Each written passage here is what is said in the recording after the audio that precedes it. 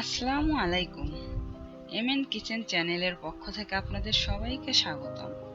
আজ আমি আপনাদেরকে তৈরি করে দেখাবো খুবই সুস্বাদু ডাবের পুডিং। প্রচণ্ড গরমে এই ঠান্ডা ঠান্ডা ডাবের পুডিং খেতে অনেক মজা এবং শরীরের জন্যও অনেক উপকার। তাহলে এবার দেখে নেই এই ডাবের পুডিং তৈরি করতে কি কি উপকরণ লাগছে। আমি এখানে নিয়েছি ডাবের পানি 3 কাপ। পানিটা আমি এখানে ছেঁকে নিয়েছি আগার পাউডার 3 চা চামচ। এই আগার পাউডার যে কোনো সুপার শপে বা মুদির দোকানে পাওয়া যাবে। আপনারা চাইলে এই আগারের পরিবর্তে চায়না গ্রাসও ব্যবহার করতে পারেন। সেক্ষেত্রে 5 গ্রাম পরিমাণ চায়না গ্রাস ব্যবহার করতে হবে। নিয়েছি চিনি 2 টেবিল চামচ আর নিয়েছি ডাবের শাঁস। ডাবের শাঁসগুলো আমি এরকম বিভিন্ন ডিজাইন করে কেটে নিয়েছি। আপনারা আপনাদের পছন্দ অনুযায়ী শাঁসগুলো কেটে নিতে পারেন। আর পুডিং জমানোর জন্য এই পাত্রটি নিয়েছি।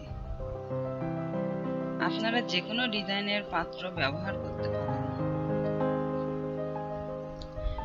এখন আমি একটি প্যানে ডাবের পানি, চিনি এবং আগার পাউডার একসঙ্গে মিক্সড করে নেব।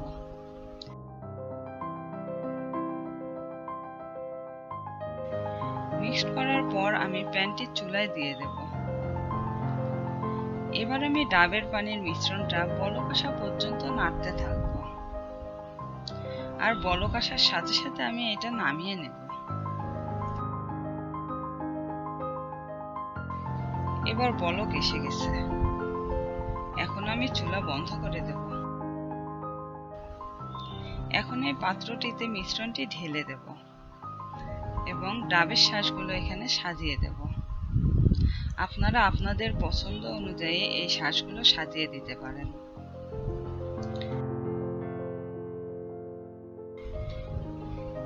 এখন এটাকে ঠান্ডা হওয়ার জন্য নরমাল টেম্পারেচারে রাখতে হবে।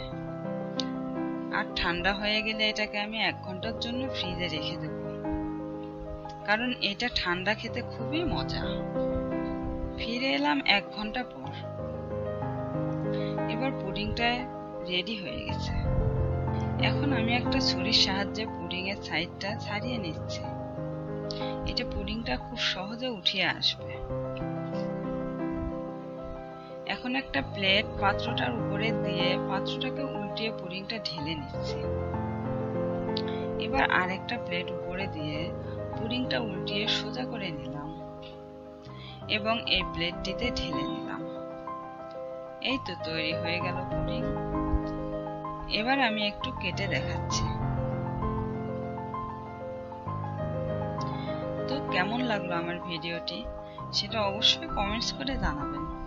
ভালো লাগলে একটা লাইক দেবেন আর পরবর্তী ভিডিও দেখার জন্য অবশ্যই সাবস্ক্রাইব করবেন। আপনারা সবাই ভালো থাকবেন। আল্লাহ হাফেজ।